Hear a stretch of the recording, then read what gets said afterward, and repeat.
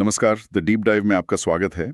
आज हम अंग्रेजी के उन छोटे लेकिन सबसे ज्यादा परेशान करने वाले शब्दों पर बात करेंगे। बिल्कुल। वो शब्द जो अक्सर बड़े बड़े वाक्यों का मतलब ही पलट देते हैं। Fixed prepositions. जी, फिक्स्ड प्रेपोजिशंस। ये वो चिपकू शब्द है जो किसी खास वर्ब या एडजेक्टिव के साथ ही आते हैं। हाँ, और इनमें कोई सीधा साधा लॉजिक भी नहीं होता। वही तो, आपको बस ये जानना होता है कि किसके साथ क्या लगेगा, और एक गलती और पूरा मतलब बदल जाता है। हाँ, सही कहा। और इसीलिए आज की हमारी बातचीत essential fixed prepositions and meanings नाम के स्रोत पर आधारित है। हम क्रम संख्या 41 से 50 तक के शब्दों को देखेंगे। लेकिन हमारा मकसद सिर्फ रटना तो है नहीं। हम ये समझने की कोशिश करेंगे कि क्या इन प्रेपोजिशंस के पीछे कोई छिपी हुई कहानी है, कोई ऐसा पैटर्न जिसे इन्हें याद रखना आसान हो जाए। बिल्कुल। लिस्ट में पहला है नंबर 41, अफिलिएटेड विद। इसका मतलब है से संबंधित या जुड़ा हुआ। सुनने में तो काफी सीधा लगता है। हाँ, पर इसका इस्तेमाल बहुत खास है। ये शब्द ना थोड़ा फॉर्मल है। अच्छा। इसे आप तब इस्तेमाल करते हैं जब कोई ऑफिशियल कनेक्शन दिखाना हो, जैसे कोई कॉलेज किसी बड़ी यूनिवर्सिटी से जुड़ा होता है।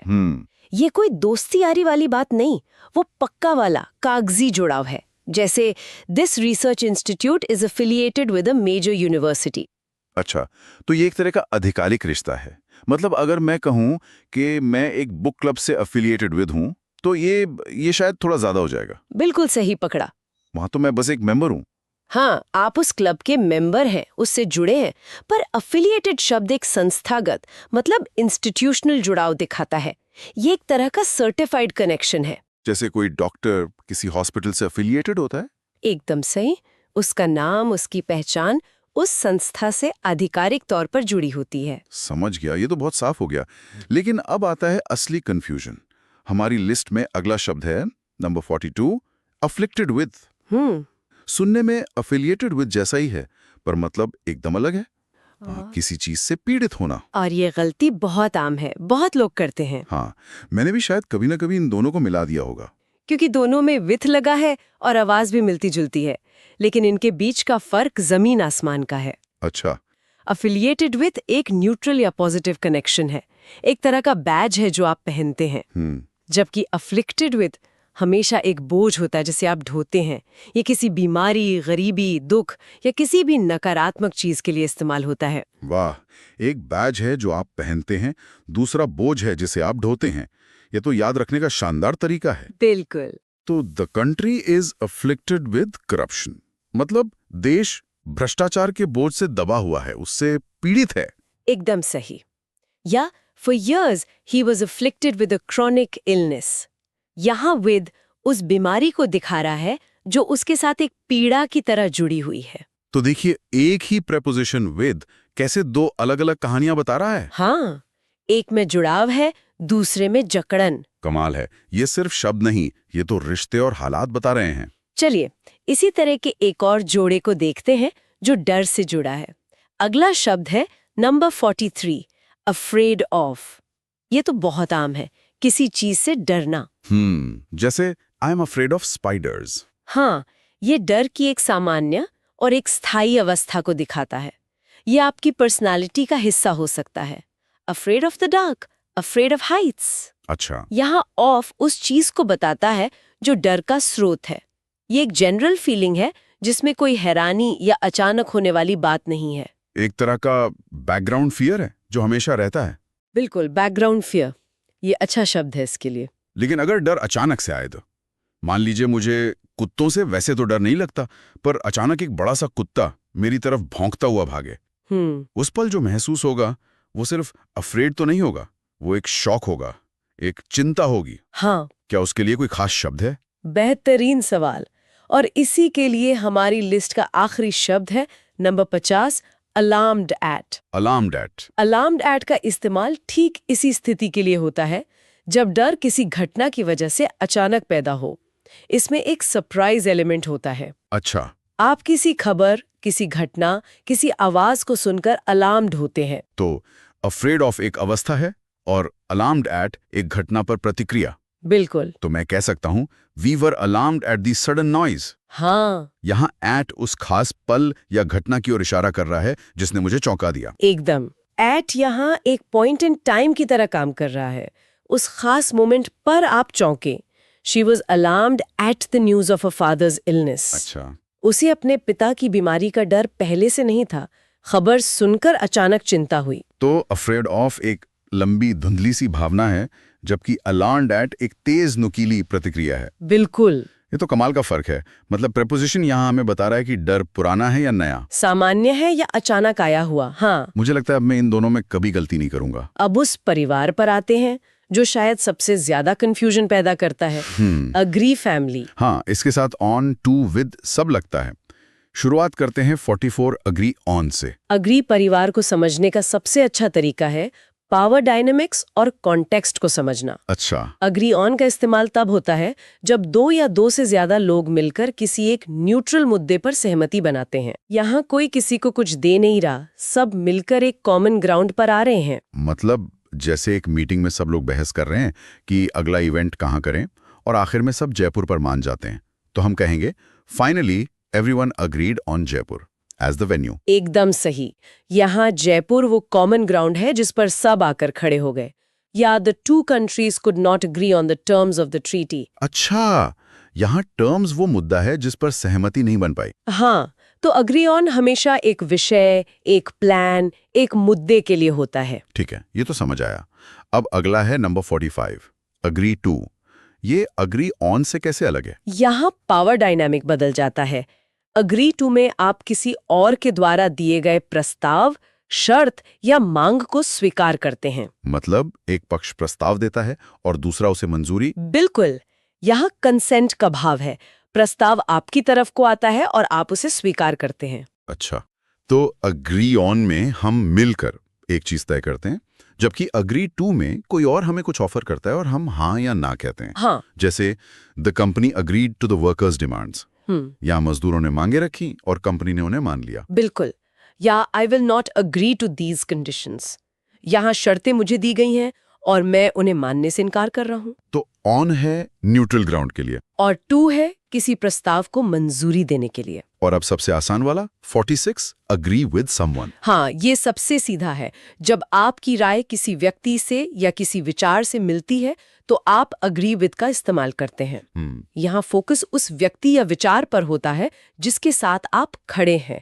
आई अग्री विद यू या I don't agree with this opinion. तो विद लोगों और विचारों के लिए, ऑन मुद्दों और योजनाओं के लिए, और टू प्रस्तावों और शर्तों के लिए। वाह, ये तो एक पूरा फ्रेमवर्क बन गया। लेकिन एक और भी है 47 अग्रीएबल टू। ये कहाँ फिट होता है? अग्रीएबल टू थोड़ा और पर्सनल है। ये अग्री टू का करीबी रिश्तेदार है, लेकिन ये किसी काम को करने की आपकी व्यक्तिगत इच्छा या रजामंदी मतलब विलिंगनेस को जाहिर करता है। एक मिनट, ये तो थोड़ा कंफ्यूजिंग है। मंजूरी देना और राजी होना में क्या फर्क है? अच्छा सवाल है। मान लीजिए आपकी कंपनी एक नई पॉलिसी लाती है। आप कहते हैं okay, I agree to the new policy. ये एक औपचारिक स्वीकृति है। लेकिन अगर आपका बॉस पूछता है are you agreeable to working this weekend, तो वो आपकी औपचारिक सहमति नहीं बल्कि आपकी व्यक्तिगत इच्छा पूछ रहा है। अच्छा, कि क्या आप इस काम को करने के लिए राजी हैं? हाँ, अग्रीएबल टू में एक तरह की विलिंगनेस शामिल होती है। ये थोड़ा कम फॉर्मल और ज्यादा निजी है। समझ गया। तो अग्री टू द टर्म्स मतलब शर्तों को स्वीकार करना, जो कि एक तरह से मजबूरी भी हो सकती है। पर अग्रीएबल टू द आइडिया मतलब उस विचार के लिए मन से राजी होना। बिल्कुल, ये तो बहुत ही सूदम अंतर है। और यही भाषा की खूबसूरती है। तो अग्री परिवार का सार ये है, प्रेपोजिशन आपको बताता है कि बातचीत बराबरी की है विथ, या किसी मुद्दे पर सहमति बन रही है ऑन, या कोई किसी का प्रस्ताव मान रहा है टू। ये तो सच में एक आहा मोमेंट है। चलिए, अब हमने रिश्तों और सहमति की बात कर ली, अब जरा लक्ष्य की बात करते हैं। अगला शब्द है 48 एम एट। इसका मतलब है निशाना साधना या लक्ष्य रखना। हाँ, और एट प्रपोजिशन यहाँ एकदम परफेक्ट है क्योंकि एक पॉइंट या टारगेट की ओर इशारा करता है। सही। इसका इस्तेमाल आप शारीरिक और वैचारिक दोनों तरह के लक्ष्यों के लिए कर सकते हैं। शारीरिक लक्ष्य तो सीधा है, the Hunter is aiming at the bird. और वैचारिक लक्ष्य? जैसे कोई सरकारी योजना। बिल्कुल। This new campaign is aimed at raising awareness about mental health. यहाँ अभियान का लक्ष्य क्या है? एक खास चीज, जागरूकता बढ़ाना। वो उनका टारगेट है। हाँ, तो जब भी आपका कोई इरादा, कोई मकसद किसी एक खास चीज पर केंद्रित होता है तो आप एम एट का इस्तेमाल करते हैं। ये काफी सीधा और स्पष्ट है। अब आज के आखिरी जोड़े पर आते हैं। नवा शब्द है 49, एक इंटू। इसका मतलब है कि समान। ये सिमिलर टू से कैसे अलग है? हम एक इंटू का इस्तेमाल कब करें? बहुत अच्छा सवाल। एक इंटू असल में सिमिलर टू का ज्यादा गहरा, ज्यादा औपचारिक और कह सकते हैं ज्यादा काव्यात्मक रूप है। अच्छा। सिमिलर टू का इस्तेमाल आप सतही समानताओं के लिए कर सकते हैं, जैसे your car is similar to mine. मतलब रंग एक जैसा है, मॉडल एक जैसा है। हाँ, लेकिन एक इंटू का इस्तेमाल तब होता है जब दो चीजों की प्रकृति, उनका गुण या उनका सार एक जैसा हो। ये एक गहरी मौलिक समानता की बात करता है। जैसे आप कह सकते हैं, for a true artist creating art is akin to breathing. अच्छा। कि कला और सांस लेना एक जैसे दिखते हैं। आप कह रहे हैं कि कलाकार के लिए कला का महत्व उतना ही जरूरी और स्वाभाविक है जितनी की सांस। वाह, मतलब ये सिर्फ बाहरी रूप की नहीं बल्कि अंदरूनी आत्मा की बराबरी की बात कर रहा है। बिल्कुल। तो अगर मैं कहूं What I felt for her was not love, but a feeling akin to worship, तो इसका मतलब होगा कि मेरी भावना में पूजा जैसी श्रद्धा और पवित्रता थी। एकदम सही, आपने इसके सार को पकड़ लिया। अकिन टू तुलना को एक गहरा भावनात्मक अर्थ देता है। तो आज की चर्चा का सार निकालते हैं। हमने देखा कि प्रीपोजिशन सिर्फ व्याकरण के नियम नहीं है। नहीं, बिल्कुल नहीं। वे हमें संदर्भ, भावना और यहां तक कि पावर डायनामिक्स के बारे में भी बताते हैं। एफिलिएटेड विथ और एफ्लिक्टेड विथ ने कनेक्शन और बोझ का फर्क सिखाया। अफ्रेड ऑफ और अलार्म्ड एट ने डर के स्वभाव का अंतर बताया कि वो एक स्थायी अवस्था है या एक अचानक हुई प्रक्रिया। और अग्री परिवार ने तो जैसे बातचीत के पूरे रिश्ते को ही खोल कर रख दिया। हाँ। कौन किसके बराबर है, कौन किसकी बात मान रहा है और कौन एक न्यूट्रल जमीन पर खड़ा है। हर प्रेपोजिशन एक छोटी सी कहानी कह रहा था। बिल्कुल। ये सिर्फ 10 शब्द नहीं थे, ये 10 अलग अलग हालात को समझने का एक नजरिया था। हाँ। और ये दिखाता है कि भाषा में सटीकता कितनी ज्यादा मायने रखती है। एक छोटा सा शब्द पूरे इरादे को बदल सकता है। सही कहा। और यहीं से एक दिलचस्प सवाल भी उठता है जिस पर हमारे श्रोता सोच सकते हैं। जरूर। आज की चर्चा ये सवाल उठाती है कि भाषा में सटीकता का क्या महत्व है। एक प्रेपोजिशन की गलती कैसे एक समझौते को, एक अग्रीमेंट को गलतफहमी में बदल सकती है। क्या हम अपने रोजमर्रा के संवाद में, खासकर डिजिटल दुनिया में जहां हम इतनी तेजी से लिखते हैं, इन छोटी छोटी बारीकियों पर पर्याप्त ध्यान देते हैं, या अक्सर हम ये मान लेते हैं कि सामने वाला हमारा मतलब समझ ही जाएगा भले ही हमने गलत शब्द का इस्तेमाल किया हो। वोकैबुलरी के सबसे कंफ्यूजिंग लेकिन सबसे स्कोरिंग हिस्सों में से एक हैं होमोनिम्स और होमोफोन्स। एसएससी जैसे एग्जाम्स में अक्सर ऐसे ट्रिकी वर्ड्स पूछे जाते हैं जहां एक शब्द का मीनिंग अलग निकल जाता है या दो वर्ड्स सुनने में सेम लगते हैं लेकिन उनके अर्थ बिल्कुल अलग होते हैं। बिल्कुल, और यही वजह है कि इस चैप्टर को समझना बहुत जरूरी है। होमोनिम्स और होमोफोन्स न सिर्फ एग्जाम में डायरेक्ट क्वेश्चंस बनाते हैं बल्कि कॉम्प्रिहेंशन, क्लोज टेस्ट और एरर डिटेक्शन में भी आपका गेम स्ट्रॉन्ग कर देते हैं। सही कहा। इन्हें पढ़ते समय ऐसा लगता है जैसे इंग्लिश लैंग्वेज कभी-कभी एक पहेली की तरह बिहेव करती है। एक ही साउंड, एक ही स्पेलिंग, लेकिन मतलब बदलते ही पूरा सेंटेंस का अर्थ बदल जाता है। तो चलिए शुरू करते हैं ये इंटरेस्टिंग और एग्जाम स्मार्ट जर्नी, जहां वर्ड्स होंगे वही लेकिन मीनिंग्स होंगे कई। बिल्कुल। और आज की इस चर्चा में हम कुछ ऐसे ही शब्दों के समूहों को देखेंगे जहां छोटी छोटी गलतियां बड़े नंबर कटवा सकती हैं। चलिए 21वें समूह से शुरू करते हैं। ठीक है, तो पहला जोड़ा है ऑलवेज और ऑलवेज। सुनने में तो लगभग एक जैसे ही हैं। हाँ, लेकिन लिखने में एक छोटा सा फर्क है। और वो फर्क है एक स्पेस का, है ना? जी बिल्कुल। पहला शब्द है ऑलवेज, मतलब ALL, फिर एक स्पेस और फिर WAYS। ये एक एडवर्ब है जिसका प्रोनाउंसिएशन है ऑलवेज, यानी दो अलग शब्द। अच्छा, और इसका मतलब?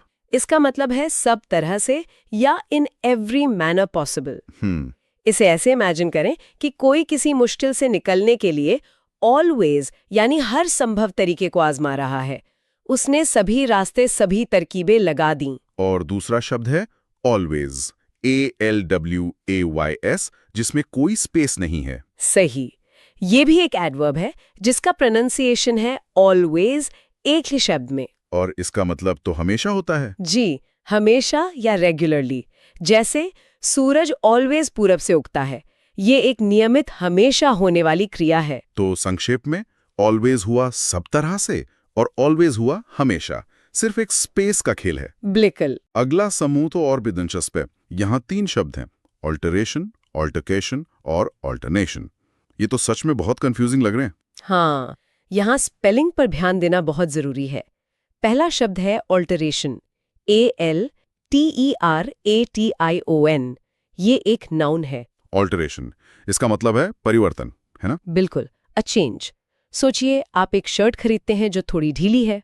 हाँ। आप उसे दर्जी के पास ले जाकर ऑल्टरेशन कराते हैं, यानी उसमें कुछ बदलाव करवाते हैं। ठीक है, अब आते हैं ऑल्टरकेशन पर। यहाँ टी की जगह सी आ गया है। बिल्कुल, स्पेलिंग है ALTERCATION।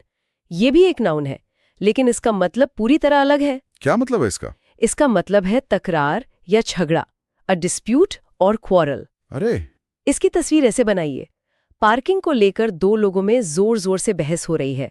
वो एक ऑल्टरकेशन में उलझे हुए हैं। बाप रे, मतलब ऑल्टरेशन और ऑल्टरकेशन में जमीन आसमान का फर्क है। जी, excessive change from one thing or state to another and back again. एक के बाद एक चीज का बारी बारी से होना। अच्छा। इसका सबसे अच्छा उदाहरण है दिन और रात का ऑल्टरनेशन। पहले दिन आता है, फिर रात, फिर दिन। ये एक चक्र है। समझ गया। तो एक बार फिर से, ऑल्टरेशन मतलब परिवर्तन, ऑल्टरकेशन हुआ झगड़ा और ऑल्टरनेशन हो गया अदल बदल। एकदम सही। अगला जोड़ा है एपोजिट और ऑपोजिट। यहाँ सिर्फ पहले अक्षर का फर्क है, ए और ओ। जी, और ये फर्क मतलब को पूरी तरह बदल देता है। पहला शब्द है एपोजिट, APPOSITE। ये एक एडजेक्टिव है। एपोजिट, ये मैंने कम सुना है। इसका मतलब है उचित या सूटेबल, वेल अडेप्टेड।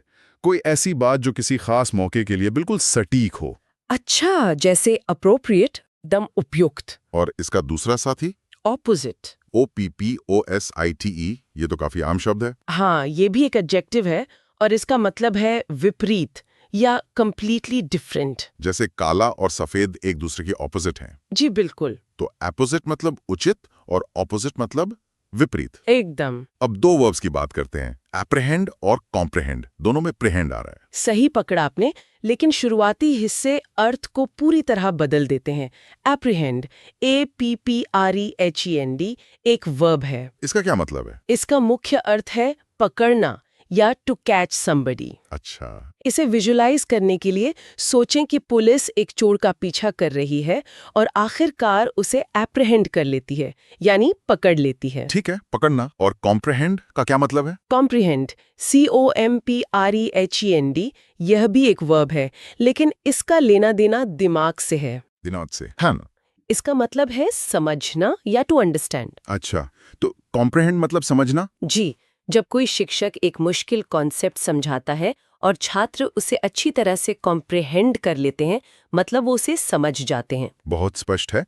एप्रहेंड मतलब पकड़ना और कॉम्प्रहेंड मतलब समझना। बिल्कुल। हमारा आज का आखिरी समूह है एडमिशन और एडमिटेंस। ये दोनों शब्द बहुत करीब लगते हैं। इनमें क्या फर्क है?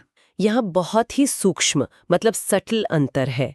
दोनों नाउन्स हैं। पहला है एडमिशन, ADMISSION। एडमिशन का मतलब तो दाखिला होता है। हाँ, इसका मतलब है दाखिला। इसका संदर्भ किसी संस्था, क्लब या स्कूल में स्वीकार किए जाने की प्रक्रिया से है। एन एक्ट ऑफ एडमिटिंग और बीइंग एक्सेप्टेड। जैसे किसी छात्र को एक अच्छे कॉलेज में एडमिशन मिल गया। बिल्कुल, यह एक औपचारिक स्वीकृति है। तो फिर एडमिटेंस क्या है? एडमिटेंस, ADMITTANCE, इसका मतलब है प्रवेश। प्रवेश। हाँ, यानी किसी जगह में भौतिक रूप से अंदर जाने की क्रिया। The act of admitting someone to enter। अच्छा, तो ये फिजिकल एंट्री की बात कर रहे हैं। जी, सोचिए एक सिनेमा हॉल के दरवाजे पर लिखा है no admittance without a ticket. हाँ, दिखा है। इसका मतलब है कि बिना टिकट के अंदर प्रवेश नहीं मिलेगा। हाँ, तो एडमिशन संस्था में स्वीकृति है और एडमिटेंस किसी जगह में भौतिक प्रवेश। बिल्कुल सही। संक्षेप में, एडमिशन हुआ दाखिला और एडमिटेंस हुआ प्रवेश। एकदम। तो आज हमने देखा कि कैसे बस एक अक्षर, एक स्पेस या सुनने में हल्की सी समानता शब्दों के अर्थ को पूरी तरह बदल सकती है। बिल्कुल, और यही भाषा की गहराई है। हाँ। आज की चर्चा एक सवाल छोड़ जाती है। अगली बार जब कोई शब्द पढ़ें या सुने तो एक पल के लिए रुककर सोचें, क्या इस जैसा सुनाई देने वाला कोई और शब्द भी है जिसका मतलब कुछ और हो सकता है? ये एक बहुत अच्छी आदत हो सकती है। जी, यही छोटी सी आदत भाषा की समझ को असाधारण बना सकती है। आज के इस सेशन में आपका स्वागत है। नमस्कार। आज हम अंग्रेजी भाषा के एक बहुत ही दिलचस्प और सच कहूँ तो कभी-कभी बहुत कंफ्यूजिंग हिस्से पर बात करेंगे। Phrasal verbs. हाँ, फ्रेजल वर्ब्स। हमारे पास बी अक्षर से शुरू होने वाले फ्रेजल वर्ब्स की एक लिस्ट है और आज हम इसे समझने की कोशिश करेंगे। बिल्कुल। और हमारा मिशन इन फ्रेजल वर्ब्स को सिर्फ रटना नहीं है, बल्कि इनके पीछे के लॉजिक को समझना है। सही। हम ये जानने की कोशिश करेंगे कि एक ही वर्ब के साथ अलग-अलग शब्द जुड़कर उसका मतलब पूरी तरह कैसे बदल देते हैं, ताकि वो हमेशा के लिए याद हो जाए। एग्जैक्टली। ठीक है, तो चलिए इस पहेली को सुलझाना शुरू करते हैं। लिस्ट में पहला है नंबर 41, बीट अप। सोर्स में इसका मतलब दिया गया है बुरी तरह से पीटना या हराना, या अंग्रेजी में टू फिजिकली अटैक। हाँ, टू फिजिकली अटैक मतलब शारीरिक रूप से हमला करना। यहाँ कीवर्ड है बुरी तरह से। ये सिर्फ बीट करने या हराने से मतलब उससे ज्यादा है। अच्छा। जब कोई किसी को बहुत हिंसात्मक तरीके से पीटता है, तब हम फ्रेजल वर्ब बीट अप का इस्तेमाल करते हैं। अच्छा, तो इसमें जो अप जुड़ा है उससे मतलब कि इंटेंसिटी या कह सकते हैं कि उसकी तीव्रता बढ़ जाती है। बिल्कुल सही पकड़ा है। यही इसके पीछे का लॉजिक है। ओके। आप यहाँ पर किसी काम के पूरा होने या उसकी चरम सीमा को दिखाता है। तो बीट मतलब पीटना और अप का मतलब पूरी तरह से। हाँ, तो बीट अप का मतलब हुआ पूरी तरह से पीटना। इसे याद रखने के लिए आप सोच सकते हैं कि किसी को इतना बीट किया कि वो अप यानी ऊपर नीचे हो गया। हाँ बिल्कुल, या जमीन पर गिर गया, तो ये बन गया बीट अप। यह सोचने का अच्छा तरीका है। मतलब आप यहाँ सिर्फ डायरेक्शन नहीं बल्कि शिद्दत दिखा रहा है। एग्जैक्टली। जैसे एक्शन फिल्मों में होता है, the hero is going to beat up the villains. इस सीन को याद रखने से बीट अप का मतलब भी याद रहेगा। बिल्कुल। और यही पैटर्न आपको कई दूसरे फ्रेजल वर्ब्स में भी मिलेगा। अच्छा, अभी हमने बीट अप की बात की जो एक बहुत ही फिजिकल और एक्शन से भरा वर्ब है। अब एक ऐसे वर्ब पे आते हैं जो थोड़ा इमोशनल और सोचने पर मजबूर करता है। नंबर 42 है बिकम ऑफ। हाँ, इसका मतलब है घटित होना। मतलब किसी व्यक्ति या वस्तु के साथ, या टू हैपन टू समवन और समथिंग। हाँ, और ये आमतौर पर चिंता या जिज्ञासा जताने के लिए सवाल पूछने में इस्तेमाल होता है। ओके। जब आप जानना चाहते हैं कि किसी का क्या हुआ या भविष्य में क्या होगा, तब आप बिकम ऑफ का इस्तेमाल करते हैं। अच्छा, जैसे What will become of him now? हाँ, मतलब अब उसका क्या होगा। ये अक्सर पुरानी तस्वीरें देखते हुए या किसी पुराने दोस्त के बारे में सोचते हुए दिमाग में आता है। सही। I wonder what has become of my old friend. मतलब पता नहीं मेरे उस पुराने दोस्त का क्या हुआ होगा। यहाँ become का मतलब बनना और off का मतलब का है, तो लिटरली ये बनता है उसका क्या बना। आपने इसे बिल्कुल सही कॉन्टेक्स्ट में समझा है। ये फ्रेजल वर्ब अक्सर एक इमोशनल टोन के साथ आता है, या किसी के भविष्य को लेकर एक अनिश्चितता या एक फिक्र दिखाता है। राइट। तो जब भी आप बिकम ऑफ सुने तो मन में किसी पुराने दोस्त या किसी कहानी के किरदार के बारे में सोचें जिसके भविष्य के बारे में आप फिक्रमंद हैं। ठीक है, ये तो किसी की चिंता करने की बात हुई, लेकिन अगर हमें किसी चीज को बेहतर या मजबूत बनाना हो, जैसे कोई रिपोर्ट या कोई आइडिया, तो उसके लिए सोर्स में 3 फ्रेजल वर्ब्स हैं जो बहुत मिलते जुलते हैं। हाँ, बीफ वाले। हाँ, beef up, beef it up और बीफ समथिंग आउट। ईमानदारी से कहूं तो इनमें मुझे हमेशा कंफ्यूजन रहा है। ये बहुत ही कॉमन कंफ्यूजन है। मैं उन्हें एक दूसरे की जगह इस्तेमाल कर देती हूँ। क्या ये गलत है? ये बहुत अच्छा सवाल है। तो चलिए इन तीनों को एक साथ ही देखते हैं। ठीक है। सबसे पहले इन तीनों में कॉमन है बीफ।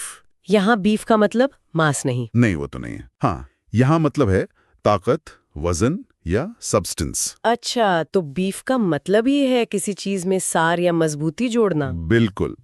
अब आते हैं पहले 2 पर, नंबर 43 बीफ इट अप और नंबर 45 बीफ अप। सोर्स के मुताबिक दोनों का मतलब एक ही है, मजबूत बनाना या टू स्ट्रेंथन और इम्प्रूव। ओके, मतलब ये प्रैक्टिकली एक ही जैसे हैं? हाँ, और एक दूसरे की जगह इस्तेमाल हो सकते हैं। जैसे अगर आपकी प्रेजेंटेशन कमजोर है तो आपका बॉस कह सकता है you need to beef up this presentation, या you need to beef it up with more data. Exactly. तो अप का मतलब यहाँ भी बढ़ाना या मजबूत करना है, जैसे बीट अप में पूरी तरह से था। हाँ, प्रपोजिशन का लॉजिक अब समझ आ रहा है। बिल्कुल, जैसे शहर में सुरक्षा बढ़ानी हो तो कहेंगे the police will beef up security. Precisely. अब देखते हैं कि प्रपोजिशन आउट इस मतलब को कैसे पूरी तरह बदल देता है। अच्छा, नंबर 44 है बीफ समथिंग आउट। इसका मतलब है विस्तार करना या जानकारी जोड़ना। विस्तार करना। हाँ, या टू ऐड डिटेल और इन्फॉर्मेशन टू समथिंग। यहाँ फोकस मजबूती पर नहीं बल्कि विस्तार पर है। तो अप मतलब मजबूत करना और आउट मतलब विस्तार करना। बिल्कुल। ये तो बहुत बड़ा फर्क है। हाँ, आउट का मतलब है किसी चीज को बाहर निकालना, फैलाना। ओके। कल्पना कीजिए कि एक लेखक ने कहानी का सिर्फ एक आइडिया लिखा है। उसका एडिटर कहेगा, this is a good start, now you need to beef out the story. मतलब इस आइडिया को बाहर निकालो, इसमें और किरदार और घटनाएं और डिटेल्स डालकर इसका विस्तार करो। बिल्कुल। वाह, तो अप ताकत बढ़ाता है और आउट विस्तार करता है। ये एक बहुत बड़ा आहा मोमेंट है मेरे लिए। सिर्फ एक प्रेपोजिशन बदलने से मतलब कितना बदल गया। अब ये तीनों बीफ वाले वर्ब्स हमेशा के लिए साफ हो गए। यही तो फ्रेजल वर्ब्स की खूबसूरती है। छोटे छोटे शब्द मिलकर कितने गहरे मतलब बनाते हैं। सही बात है। ये बीफ वाले वर्ब्स तो काफी न्यूआंस्ड थे। लिस्ट में कुछ सीधे साधे भी हैं। हाँ, है। जैसे अगला है नंबर 46 बिगिन विद। ये तो काफी सीधा लगता है, किसी चीज से शुरुआत करना। हाँ, ये बिल्कुल वैसे ही है जैसा सुनाई देता है। इसमें कुछ छिपा हुआ मतलब नहीं है। Okay, so it's very literal. It's very literal. Begin मतलब शुरू करना, विद मतलब के साथ। जैसे एक शेफ कहता है, to make this dish we will begin with chopping the vegetables. Simple is that. ठीक है, तो इस पर ज्यादा समय लगाने की जरूरत नहीं। हाँ, आगे बढ़ते हैं। जरूर। अगला है नंबर 47 बिलीव इन। मुझे लगता है ये सिर्फ बिलीव करने से थोड़ा ज्यादा गहरा है ना? हाँ, बिल्कुल। बिलीव का मतलब हो सकता है किसी बात को सच मानना। जैसे I believe he is telling the truth. हाँ, मैं मानता हूं कि वो सच बोल रहा है। Okay. लेकिन बिलीव इन का मतलब है किसी व्यक्ति, विचार या किसी चीज की अच्छाई में या उसके वजूद में गहरी आस्था या भरोसा रखना। अच्छा, फेथ या कॉन्फिडेंस रखना। हाँ, मतलब इन लगने से आप उस विश्वास के अंदर है, पूरी तरह से उसमें डूबे हुए हैं। ये सोचने का अच्छा तरीका है। बिल्कुल। जैसे एक स्पोर्ट्स कोच अपनी टीम से कहता है, we can win this match, you just have to believe in yourselves. हाँ, यहाँ सिर्फ मानना नहीं बल्कि खुद की काबिलियत में गहरी आस्था रखने की बात हो रही है। सही। तो जब भी आप बिलीव इन का इस्तेमाल करें तो याद रखें कि ये एक गहरे भरोसे को दिखाता है। समझ गई। अगला है नंबर 48 बेट ऑन। सोच में इसके दो मतलब दिए हैं, एक तो भरोसा रखना या दूसरा शर्त लगाना। टू हैव फेथ और कॉन्फिडेंस इन या टू गैम्बल ऑन समथिंग। हाँ। और मजे की बात यह है कि ये दोनों मतलब एक दूसरे से जुड़े हुए हैं। कैसे? आप किसी चीज पर शर्त यानी बेट तभी लगाते हैं जब आपको उस पर भरोसा यानी फेथ होता है कि वो जीतेगा। हाँ, तो ये शाब्दिक मतलब लिटरल और लाक्षणिक फिगरेटिव दोनों तरह से इस्तेमाल होता है। बिल्कुल। आप रेस के घोड़े पर भी बेट ऑन कर सकते हैं और किसी की काबिलियत पर भी। एग्जैक्टली। आप कह सकते हैं I bet on the winning horse, या आप सच में पैसे लगा रहे हैं। राइट। लेकिन एक मैनेजर अपने सबसे अच्छे कर्मचारी के बारे में कह सकता है, if I had to choose someone for this project I would bet on him. यहाँ वो पैसे नहीं लगा रहा बल्कि अपना पूरा भरोसा दिखा रहा है। हाँ, तो ट्रिक यही है, जिस पर बेट लगा दी उस पर पूरा भरोसा है। ठीक है, अब आते हैं नंबर 49 पर, बाइट ऑफ। इसका मतलब दिया है काटना, कुतरना या टू सेपरेट और रिमूव विथ टीथ। इसका मतलब सीधा है, दांतों से काटकर किसी टुकड़े को अलग कर देना, बाइट ऑफ। जैसे a child might bite off a piece of an apple. अच्छा, तो मशहूर मुहावरा don't bite off more than you can chew यहीं से आता है। बिल्कुल। मतलब जितना चबा सकते हो उससे बड़ा टुकड़ा मत काटो। आप बिल्कुल सही जगह पहुंची हैं और ये मुहावरा इसका सबसे अच्छा उदाहरण है। हाँ, ये हमें सलाह देता है कि हमें अपनी क्षमता से ज्यादा काम या जिम्मेदारी नहीं लेनी चाहिए। हाँ, ये तो मैंने सुना है बहुत। मैंने अपनी पहली नौकरी में यही गलती की थी। अच्छा। मैंने एक साथ 3 बड़े प्रोजेक्ट्स ले लिया and I completely bit off more than I could chew. उस दिन मुझे इस मुहावरे का असली मतलब समझ आया था। ये एक बहुत ही यादगार उदाहरण है। और अब आज का आखिरी नंबर 50 ब्लैकआउट। हाँ, इसके भी दो मतलब है। एक तो बेहोश होना, टू लूज कॉन्शियसनेस, या जानकारी छिपाना, टू हाइड इंफॉर्मेशन। ये दोनों मतलब एक ही फ्रेजल वर्ब से कैसे जुड़े हैं, ये थोड़ा अजीब है। देखने में ये मतलब बहुत अलग लगते हैं। हाँ, लेकिन दोनों के पीछे कॉमन विजुअल आइडिया है, ब्लैक यानी काला हो जाना। अच्छा, वो कैसे? पहला मतलब लेते हैं बेहोश होना। जब कोई बेहोश होता है तो अक्सर कहते हैं कि उसकी आंखों के सामने अंधेरा छा गया। Everything went black. हाँ, तो आप चक्कर खाकर आउट हो गए। कल्पना कीजिए कि कोई व्यक्ति बहुत गर्मी में खड़ा है और अचानक उसे चक्कर आते हैं and he has a blackout. ठीक है, ये समझ आया। और जानकारी छिपाने वाला मतलब? उसमें भी ब्लैक का रोल है। सोचिए आपके पास एक सीक्रेट सरकारी डॉक्यूमेंट है जिसमें कुछ नाम लिखे हैं। ओके। अगर आप चाहते हैं कि कोई उन नामों को ना पढ़ पाए तो आप उन पर एक ब्लैक मार्कर चला देंगे। अच्छा। आपने जानकारी को काला करके उसे सीन से आउट कर दिया। जैसे जासूसी फिल्मों में होता है, the sensitive names in the file were blacked out. बहुत खूब। मतलब दोनों ही सूरतों में कोई चीज ब्लैक होकर आउट हो रही है। हाँ चाहे वो चेतना हो या जानकारी। ये तो बहुत ही शानदार कनेक्शन है। जी, एक बार आप इस विजुअल लॉजिक को पकड़ लेते हैं तो दोनों मतलब याद रखना बहुत आसान हो जाता है। तो ये थे आज के 10 फ्रेजल वर्ब्स। हमने बीट अप की हिंसा से लेकर बिकम ऑफ की चिंता तक, हाँ और बीफ के 3 अलग-अलग रूपों से लेकर ब्लैकआउट के दोहरे मतलब तक का सफर तय किया। बिल्कुल। मुझे लगता है सबसे बड़ी सीख ये थी कि सिर्फ शब्द नहीं बल्कि उनके साथ जुड़े प्रेपोजिशंस के लॉजिक को समझना कितना जरूरी है। बिल्कुल। भाषा को सीखने का सबसे अच्छा तरीका उसे टुकड़ों में तोड़कर और उसके पीछे के पैटर्न को समझकर सीखना है। सही। आज हमने वही करने की कोशिश की। अंत में श्रोताओं के लिए सोचने के लिए एक विचार। आज हमने सीखा कि कैसे अप और आउट जैसे छोटे शब्द बीफ जैसे वर्ब का पूरा मतलब बदल सकते हैं। अगली बार जब आप कोई नया फ्रेजल वर्ब देखें या सुने तो एक पल के लिए रोकें और सोचें। हाँ, ये सोचने की कोशिश करें कि उसका मुख्य वर्ब और प्रेपोजिशन अलग-अलग क्या मतलब रखते हैं और वे मिलकर क्या नया अर्थ बना रहे होंगे। बिल्कुल। ये भाषा को रटने की जगह उसे समझने का एक ज्यादा शक्तिशाली तरीका हो सकता है।